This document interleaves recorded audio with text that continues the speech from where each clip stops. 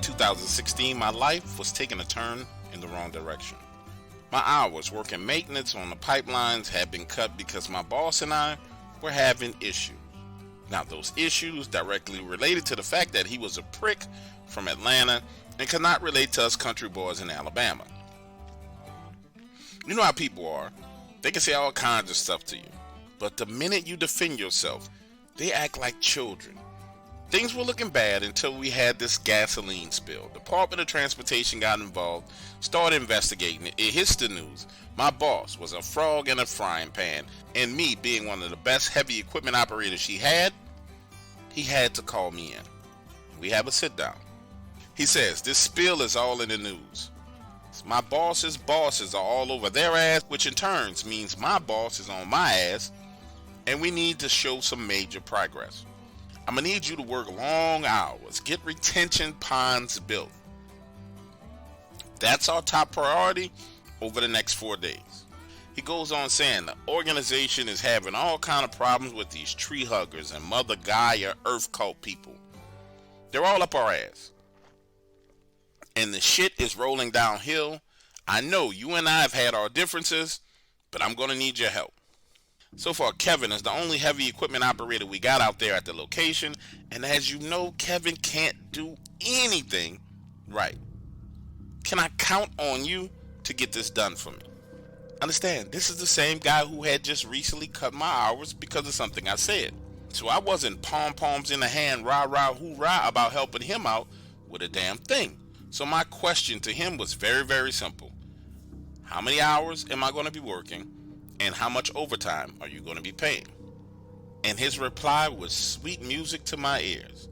Work as many hours as you humanly can without violating the OSHA rules and regulations. You understand? As for overtime, because this is a disaster that is affecting the entire nation, you're not getting normal overtime, you're getting time and a half. So I need you to get out there and get this work taken care of. Next thing you know, I'm out in the field with the guys. Now, I'm pretty sure you've had gasoline on your fingers after you pumped it and you got into the car. You know how strong that smell of gas is? Well, imagine being around millions of gallons of gas. Take that smell that's on your fingertips and multiply it by 100. That's exactly what we were dealing with. And even outdoors, it made you high as a kite. Understand, this is dangerous work because God forbid there was any type of spark or anything goes down, we got one hell of a fire on our hand. Now let me stop right here for a moment and say, I had never heard of these dogman creatures before this. However, since these events, I've learned a hell of a lot more about these creatures and how they use pipelines and right-of-ways as corridors for their traveling. So let me tell you what happened. Picture this. My job is to dig multiple retention ponds for these million gallons of gas to go into. From there, we can treat the gasoline and we can deal with it. It's myself and 6 other guys. I'm in the digger doing my job, but I noticed Kevin walking past the porta potty into the wood line. Stop here again real quick. That same porta potty that he walked past had been mysteriously knocked over a few hours early. We had to go get heavy equipment and lift it back up. So nobody was going to use that porta potty. So I see him headed over into the wood lines to take a leak. Understand, it's dark outside, but we have generators and we have lights. The lights are around the perimeter of the work site, backed up against the edge of the tree line. So when he goes beyond the lights, it's pitch black. Like I said, I noticed him heading that way, but I continue to do my work. A few minutes later, he comes running out of the tree line, stumbling, pants down on his knees. I can't audibly hear what he's saying because I'm locked inside the cab and the engine is running. He runs over to his truck, hops in, cranks it up, and speeds off. Listen to me. Again, I cannot hear what's going on outside, so I'm thinking to myself, okay, he went over to the woods, he had to take a pee, maybe he got to take a shit, so he took off. But that's when I see the look on the other guys' faces. But again, I still can't hear over the sound of the engine and the generator that's going outside. So I turn it off and climb out. That's when you hear this screeching sound coming from the woods that converts into a howl. I mean like this high-pitched screech that keeps going and then changes pitch completely and ends in a howl.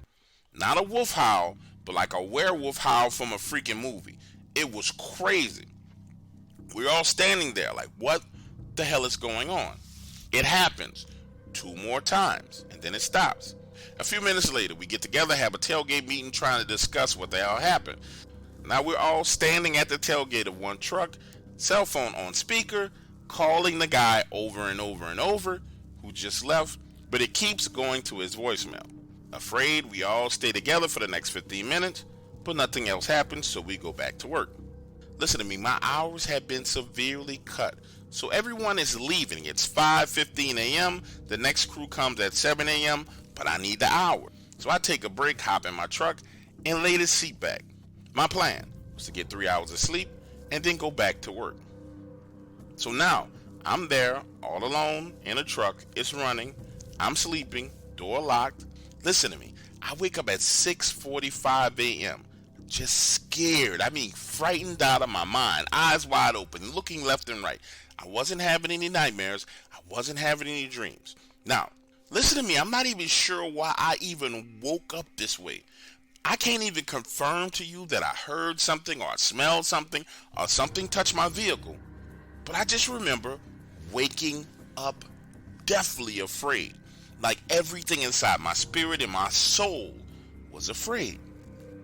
And again, I'm not one of those people who has dreams or nightmares. When I go to sleep, it's just pure darkness in sleep. And you know how it is when you first wake up from your sleep, you open your eyes, sometimes you got crust in your eyes, but most of the time your vision is slightly blurred. Well, that didn't happen. I popped straight up, eyes wide open, seeing everything around me. The sun wasn't even all the way up yet, but there was a little bit of light outside. Now it's important that I phrase this to you correctly, because again, I had just woken up out of my sleep. But like I said, I was completely terrified. I believe I saw this wolf walking on 2 legs right next to the porta potty over there by the tree. It walks up to the porta potty, sniffs it, bumps it, stands there for about 30 seconds, then walks into the woods. Now over the years since this has happened, I've thought about this 1,000 times. I can confirm a couple of things. I didn't hear anything. There was no shaking of my truck. I just woke up with my eyes wide open. Can't explain how that happened. Can't explain why it happened.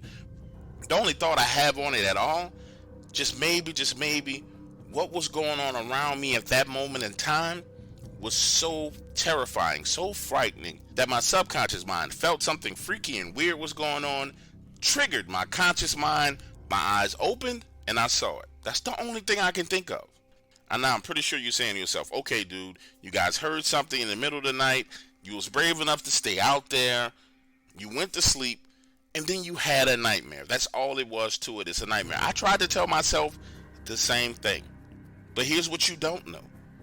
While I was sitting there, eyes bucked wide open, I saw this thing, bumped the porta potty, walk into the woods. I cracked the window just to make sure I was awake. The smell of gas hit my nose. I remember the smell of the gas.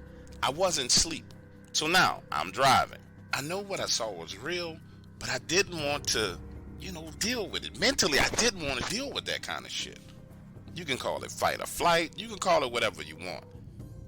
But I just needed to get away. But what I do know is what I saw was taller than the freaking porta potty. And I just couldn't mentally deal with that. So I decided to go get me something to eat, put some food in my stomach. That's when my boss calls me, asking me where I'm at. I'll tell him I'm getting a bite to eat. He tells me he needs me back at the site because the first guy who left last night had an accident. Truck was run off the road and he hit a tree. Remember, I haven't had any sleep other than the sleep I got in the truck. So I tell my boss, look, I'm going to get some coffee in me, some more food in my system, and I'll get back out there. Now I finish my breakfast, head back over there and get to work. After about 4 or 5 hours pass, my eyes are getting heavy, and it's at the point where it's dangerous for me to be operating any kind of equipment around any human being because I'm falling asleep. So I take a break, head to the truck, try and get some shut-eye. My plan was to sleep until 5 p.m. The night crew came at 6:45 p.m. So let's sleep to 5, get up about 6, the night crew should be there, and I'm back to work. But nope, I oversleep. And my coworker Don knocks on my window at 6:45, waking my ass up, telling me we need to get to work. Listen to this. He and I are standing there outside of my truck talking when the porta potty is knocked over again. But looking in that direction, there was no one anywhere near it. Now the porta potty needs to be picked back up. We get some equipment, lift it up, and I'm back to digging the retention pond. Everything is quiet until 4 a.m. when the power goes out. All the lights go out. And I probably need to be way more specific about what I'm saying. The floodlights around the outskirts of our construction site, right on the edge of the wood line, they go out. But the generator, which was powering those lights, continue to run. Again, let me say this to you, and I want you to think about it because I've thought about it over the years. Again, the floodlights all the way around our job site go out simultaneously, not one by one. But the generator does not stop working. Then I hear this growl. It's louder than the generator outside. It's loud enough for me to hear inside the glass cabin of the piece of equipment that I'm working on. Flashlights come on. I turn the lights on in the cab, spinning it in the direction of the guys. That way we can see what's going on. And that's when I see this thing standing right there, less than 25 feet away from Don. His back is turned to it. It's on two legs, I estimate 12 to 13 feet tall. I'm 45 to 50 yards away. You can see its eyes, orange and yellowish. Now I know Don didn't see it, but I guess he felt it because he turns around, looks behind him, drops the flashlight, and starts running. Now let me pause right here in the story and tell you something really important. I can confidently tell you that two people saw this thing, Don and Chisholm. Because looking in Chisholm's direction, he is frozen in place with the flashlight pointing to the ground. He stays that way for a solid 10 to 12 seconds and then starts to run. Now, I don't know about you, but I've never in my life seen a man run on his shoulder. But imagine this, he takes off running, trips, he hits the ground, his legs never stop running. So now he's on his side, his shoulder is digging into the ground, his legs are still moving. I don't even remember this man pushing his hands down to the ground to stand back up, but somehow Chisholm got vertical and took off running. Looking back in the direction of this creature, it is standing there in the light, looking at everybody run. It was like it enjoyed the fear. Now, I want to be clear with you, from the point in time from which Chisholm clearly performed some kind of miracle and got back vertical, I was looking at this thing and it was standing and staring at them running. Didn't take my eyes off of it. And when I tell you that this creature was fast, this thing was fast. You have to understand, I have the equivalent of two headlights on the front of my vehicle. It is casting this wide beam of light going far left and far right. Let me tell you something, this thing turns its shoulder slightly and then it takes off like the freaking Roadrunner. You know how in the cartoon the Roadrunner would plant its feet, dig in, and then take off? Well, that's what it did. You see it shift its weight, leaning back on these freaky huge dog looking legs. Then it takes a leaping step. Remember, I have that entire area lit up, lights from left to right. That leaping step darts it from the center of my lights to the edge of where the light shines. And the next motion it made, I didn't see it, it was just gone. I saw it go from the center of the light, like it skipped over to the far right, and then I just didn't see it anymore. Understand, every man on this job site saw this. And guess what we did? Every man on this job site left. That was 5:15, 5:20 in the morning. My boss is calling me. One of the guys from the other crew that's supposed to work the daytime gets there and finds that no one's there, the generator's running, the lights are off. My boss is fussing at me, and I'm like, listen, boss, you're going to need to get some security out here because we got a problem. He presses me saying, look, what kind of problem you got? What you talking about? And I know it sounds crazy, but I tell him, listen, boss, it's a werewolf. Now, telling him this, I felt absolutely crazy and insane, but the only words to describe what I saw was a freaking werewolf. So I say, boss, we had a werewolf out there. Now, I'm expecting him to be mad, cursing and screaming, get your ass back out there to work, quit fucking playing games. But no, surprised the living hell out of me. He says, okay, no problem. Listen to me. I'm headed that way, but I need you to go back out there and be there with the guy who's currently on the job site. Are you listening to what I'm saying to you? Those words, a werewolf, rolled through my boss's ears with no problem, just like water rolls off a duck's back. So I turn around. I get back to the site. It's me and the other guy there. An hour later, private security pulls up. We talking about dudes in all black, tag vests, sunshades, and rifles. My boss pulls up, asking me to come over to his truck and explain to him what happened. I go through the entire story. He says, so you, Don, Chisholm, and the other guys on the site, all of you guys saw this. And I said, yes, sir, we did. He says, okay, here's what I want you to do. I want you to take the rest of the day off, and I want you to meet me in the office with the rest of the guys in the morning. So 8 a.m. the next morning, we're all in his office, and he says, you cannot talk about this. Not that you're crazy, not that you were hallucinating, not that it wasn't real. His exact words are, you cannot talk about this. When one of the guys inquires about why we can't talk about it, he goes on to explain to us that those creatures have been around since the construction of the pipeline, and that our company knows about them. Then he says, I've been in the business for 28 years, and I done seen it all. You have to understand, I have been in your position, guys. I'm telling you how this is handled. If you guys get to talking about what you saw, what you physically saw and experienced, then it's going to make it hard for us to get guys to go out there and work. When it's hard for us to get guys to go out there and do work, then the company takes a loss. When the company starts taking a loss, then guess what? You lose your job because they can't afford to have you. The best thing for us to do, and the thing we've done in the past, is we have a rule. We do not talk about it. Then he opens his drawer and takes out this metal lockbox. Opens up that metal lockbox and pulls out $15,000 cash and starts handing out cash to us like it's freaking Christmas. His exact words as he handed everybody cash was, taking this money means you keep your mouth closed. Opening your mouth about this again means that I'm going to have to fire you. I want you guys to go back to work. There will be security. We need to get this job done. So we take the money, go back out, finish the job, and he's right, not a peep out of these things. But get this, as the job is coming to a completion, I'm out on site taking a break. My boss is out there. We hop in his truck. We're sitting there talking. And he tells me again, listen, man, I was once in the field. I was once in your position. There are things that I've seen and heard out here in these woods that not only gave me nightmares, but gave me waking nightmares. My boss shared those stories with me, and I promise I'm going to share them with you.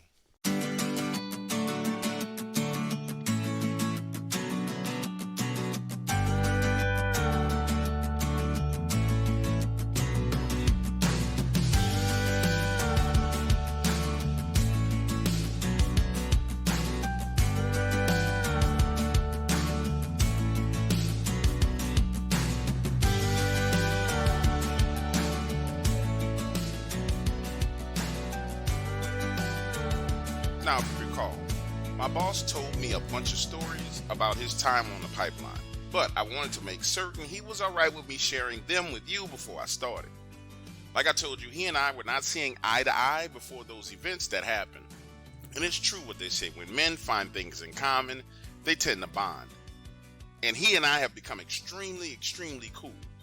He's even invited me to his house for dinner, sat on his back porch smoking pipes. So he's actually an extremely entertaining guy. Anyway, we're sitting there on his back porch when he starts to tell me stories. And boy, was this shit wild. First of all, when he got hired on the pipeline, he was a fuck up. According to him, he didn't have any really good training programs, and he fucked up royally. The screw-ups working on construction equipment is what led to him being reassigned to right-of-way acquisition. Now, in order for him to learn that job, he had to shadow this young hotshot consultant. Their job was to cut deals with homeowners for right-of-way. And if the homeowner didn't accept the deal, they were instructed to use eminent domain. He goes on to tell me about this landowner whose house was on the edge of this hollow, and basically that this hollow was so deep that if you wandered off into the trees to the right side of his house, you would fall off a cliff, a 30-foot drop. Now, the two of them are going back and forth visiting his homeowner, trying to buy access to the backside of his property. But he doesn't want them using the best part of his property. He wants them to use the part where the hollow is, which is freaking impossible. Listen, they looked at the maps, they understood the property, they knew everything up front, but they're trying to work a deal with the old man. So the two of them decided they're going to entertain anything that this old man had to say, but they had absolutely no intentions of using the land in the hollow. They go back and forth to his property a couple of times, negotiating, and then the old man asked the two of them to go down into the hollow and check it out. Now, the problem was, in order to get safely down into that hollow, they had to hike 3/4 of a mile around the backside of his property. That was the only way they could then work back in the direction of the house, safely going down into that hollow, eventually ending up at the cliff to the right of the house. My boss says he distinctly remembered asking the consultant, "Why are we going to go into this hollow? I understand us entertaining the old man and working a deal, but it makes no sense for us to even go down there." And that's when the consultant tears into his ass, explaining to him the art of making a deal. Tells him, listen, if this fucking old man wants us to go to the moon with him, we're going to go to the freaking moon to get this deal done. And if all we need to do to satisfy him is to carry him down into this hollow, because all he wants us to do is escort him down there, that's what the fuck we're going to do. And when we come out, we're going to get the deal done. So the three of them head down into the hollow, the old man carrying a rifle. Now, when they get there, it's trees cut down, and you can tell these trees have been cut less than 2 years ago. The old man tells them that he had a crew go down there and cut the trees. When they asked him why, he says because it keeps everything at bay. Going on, the man explained that a little bit of everything transversed through this hollow. He went on to say it's kind of like a superhighway during certain times of the year. So they continue to work their way down into that hollow and eventually end up at the rock cliff right next to his house. And my boss tells me, right there on that rock cliff, you see these claw marks all over the rocks, all over the trees. And while they're standing there looking at the claw marks, the old man is rooting around, kicking leaves, looking for something on the ground. And when the two of them inquire as to what the hell could leave these kind of marks, the old man tells them don't worry about it, it's old news, and continues to search through the leaves. My boss goes on to describe these marks even more, saying he held his right hand up against the rocks, and the claw marks were as long as 2.5 of his middle fingers. Now get this, the three of them spend hours down in that hollow, the old man kicking leaves, clearing branches, searching frantically for something. A few hours before sundown, the old man comes across this old metal box. He opens it up, and inside are photos of him and his wife, his grandchildren, a necklace and a keychain full of keys. He picks the box up, looks them dead in their eyes, and says, okay guys, well, it's time for us to start working our way back. When they get back to the house, the two of them are able to work out a deal for the section of land that they wanted. But the old man tells them this, they can lease the land, but they can't do construction on it in the month of September. And he went on to say that September was the end of the migration, and that the large walkers, as he called them, will be moving through and around his property. He went on to say that during September, the company was not allowed to access his property, as he and his wife would spend the last week of August through the first week of October in Florida with his son. The two of them agree, add the stipulation into the contract, but later the company's attorneys add clauses to the contract that will work around his stipulations. But nonetheless, they do the deal. Fast forward, it's time for them to clear the right of way, and yes, they start clearing in the 3rd week of August. True to his word, the old man is gone, the property is locked down, so they create their own access point to the land, laying a culvert, clearing trees, getting to work. And the crews are able to work for 7 days with no problem. Then it starts to rain, and they gotta hold off. When they come back to the site, they find these gigantic footprints. These huge canine prints with 6 to 8 inch claws on the feet. Now, the local guys from the area said it was a bad idea to keep clearing the land, and they were so afraid after seeing the prints that they refused to do any work on the site. So the company brought in outside contractors to do the work. Those contractors are out there working for 3 days when one of them goes missing. They find this guy 2 days later, 100 feet up into a tree, babbling and talking crazy gibberish out of his mind. Listen, when they get him down and start talking to him, he says that the giant wolves herded him away from the job site. And all he could do, and the only way out for him, was to start climbing a tree. So he just kept climbing and climbing and climbing. And on his way up, one of the tree limbs snapped and broke, leaving him stranded up there in a tree. That incident with the worker happened the last week of September. After that, things calmed down. So now the crew is back out there getting to work. It's the end of the first week of October when the old man comes out shooting at them, pissed off. And listen to me, this old man was so angry, the sheriff was called in because he was actually trying to kill them. And when the situation is finally able to calm down, he tells the sheriff, carry your ass down to my house and see what they have done. So the sheriff puts the man in handcuffs. They all head on down to his house. And when they get there, there's a hole in the side of this man's house where the walls were literally torn off. Siding gone, plywood gone, insulation everywhere, house ransacked. His deep freezer is outside, his deer meat and hog meat gone. His wife is in tears. My boss went on to tell me that that's when he realized that there were things in these woods more dangerous than you could ever imagine. However, when he told me the story about the day he saw one for himself with his own 2 eyes, it was absolutely terrifying.